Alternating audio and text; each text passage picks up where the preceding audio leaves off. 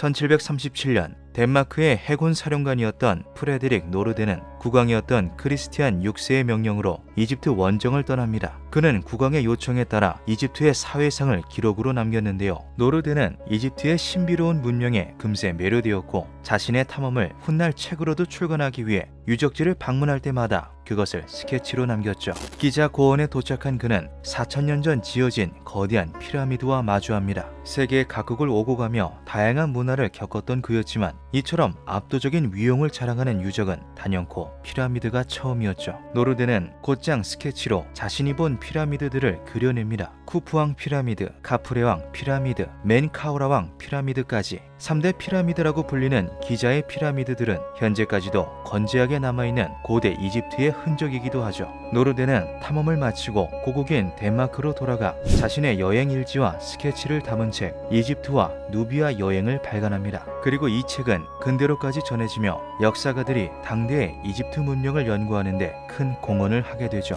그런데 노르덴의 저서를 조사하던 학자들은 한 가지 이상한 점을 발견합니다. 노르덴이 스케치한 기자 고원에 알려진 3개의 피라미드를 제외한 또 하나의 피라미드가 존재했던 것인데요. 해당 피라미드는 3대 피라미드 바로 옆에 있었으며 좀 더 작은 규모로 그려져 있었죠. 노르덴의 저서에는 2개의 스케치 외에 직접 보고 기록한 묘사도 남아 있었습니다. 4번째 피라미드는 크기는 훨씬 작지만 몇 가지 독특한 특성을 지니고 있다. 그것은 일반적인 화강암보다 더 검고 다루기 힘든 돌로 지어졌으며 이로 인해 다른 것들과는 다르게 전체가 검은 빛을 띠고 있다. 정상의 회담에는 거대한 노란색 돌이 올려져 있는데 그 의도는 정확히 알 수 없다. 검은색 몸체로 인해 노란색의 상징부는 더욱 눈에 돋보였다. 이후 정체가 불분명한 해당 4번째 피라미드는 블랙 피라미드라고 불리며 학계의 논란과 세간의 화제를 불러일으킵니다. 학자들은 이것이 피라미드가 아닌 산과 같은 자연 지형을 묘사했을 가능성에 대해 살펴보았는데요. 당시 기자 고원에는 그것과 일치하는 모습의 지형은 물론 피라미드 외 삼각뿔 모양의 건물 또한 없었던 것으로 밝혀졌죠. 이에 학자들은 실제했던 역사와 유적이라는 전제하에도 조사를 해보았습니다. 하지만 당시 이집트에서 채굴할 수 있는 암석 중 검은색을 띠는 바위들의 후보도 마땅치 않았던 데다가 해당 바위들은 단단한 성질을 가지고 있지 않아 거대한 구조물을 쌓기에는 적합하지 않다는 결론이 나왔죠. 고대 이집트의 기록 속에서 관련 지을 수 있는 구조를 찾아보려고도 했으나 이집트의 역대 피라미드 유적들 중 검은색으로 완성되어 기록된 피라미드는 전례가 아예 없었습니다. 어째서 단 한 개의 피라미드만 검은 빛으로 조각하여 완성한 건지, 그 검은 돌들은 어디서 유래한 건지,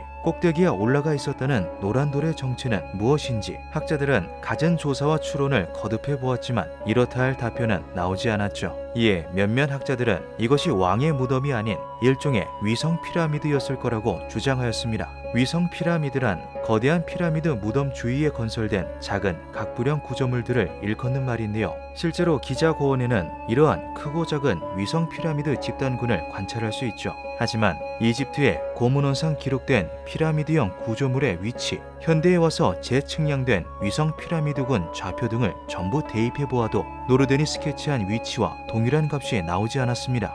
또한 블랙 피라미드는 3대 피라미드에 비해 상대적으로 작았다 뿐이지 위성 피라미드라고 불릴 만큼 작은 규모 또한 아니었는데요. 노르덴의 기록에 따르면 4번째 피라미드는 가장 높은 크기의 피라미드보다 약 100피트가량이 낮았다고 적혀 있습니다. 제일 거대했던 쿠프왕 피라미드의 높이가 140m이니 100피트, 즉 30m가 더 낮다면 대략 110m의 크기를 가졌던 것으로 추측할 수 있죠. 스케치는 어디까지나 개인이 눈으로 보고 남긴 기록이다 보니 원근법에 의해 실제보다 훨씬 작은 것처럼 묘사된 부분도 감안해야 했습니다. 이것은 블랙 피라미드가 다른 3대 피라미드와 동일한 왕의 무덤일 높은 가능성을 시사했죠. 하지만 이후로도 해당 피라미드에 대한 어떠한 추가적인 기록도 정보도 발견되지 않았는데요. 나머지 3대 피라미드와 동일하게 이집트 사왕조 시대에 건설된 것으로 추측만 될 뿐이었죠. 노르덴이 눈으로 보고 그린 스케치 2점 외에는 기록이 없다 보니 위치 또한 특정하기 어려웠습니다. 그러던 2020년 3월 이집트 역사가인 매튜 시브슨이 놀라운 발표를 합니다. 기자 고온에는 제4 피라미드, 즉 블랙 피라미드가 존재했고 그것은 잃어버린 왕의 무덤일 가능성이 있다. 매튜는 기존에 주장되었던 위성 피라미드설에 반박하며 그 증거로 노르덴의 스케치를 예로 들었습니다. 노르덴은 두 점의 스케치 모두 자잘한 위성 피라미드들은 제외하고 거대한 왕조의 피라미드들만 골라내 그렸습니다. 이것은 노르덴이 왕의 무덤으로 추앙받는 피라미드와 그렇지 않은 피라미드형 구조물을 구분할 수 있었다는 말이 되죠. 그는 불분명했던 블랙 피라미드의 위치를 특정하기도 했습니다. 노르덴의 스케치에는 피라미드들이 정서쪽이 아닌 남서쪽을 바라보는 형태로 그려져 있다. 이것으로 볼 때 네 번째 블랙 피라미드는 고대 둑길이라고 불린 나일강 인근 강가에 존재했던 것으로 추정된다. 매튜는 블랙 피라미드 꼭대기에 있었다는 노란색 돌은 일종의 조각상으로 보인다는 말도 덧붙였습니다. 피라미드 최상단에 신의 모습을 커다랗게 조각해 넣기 위해 사전에 미리 가져다 놓은 돌이라는 것인데요. 특정 이유로 인해 조각 작업까지는 진행되지 않은 것으로 보인다고 말했죠. 또한 그는 해당 블랙 피라미드가 다른 피라미드와 색, 재료, 크기가 달랐던 것을 근거로 사왕조 이전에 건설된 훨씬 오래된 피라미드일 수 있다고도 주장하였습니다. 그것은 어쩌면 이집트 이전의 문명이 남겨놓은 초고대 유적의 흔적일까요? 매튜는 이집트의 고문원 기록을 토대로 블랙 피라미드는 1759년 10개월에 걸쳐 해체된 후 인근 도시였던 카이로를 건설하는 데 사용되었다고 말했는데요. 블랙 피라미드에 대한 문헌 기록은 이것이 전부였습니다.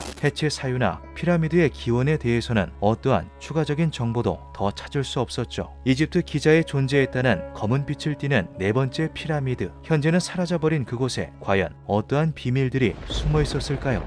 기묘한 밤이었습니다.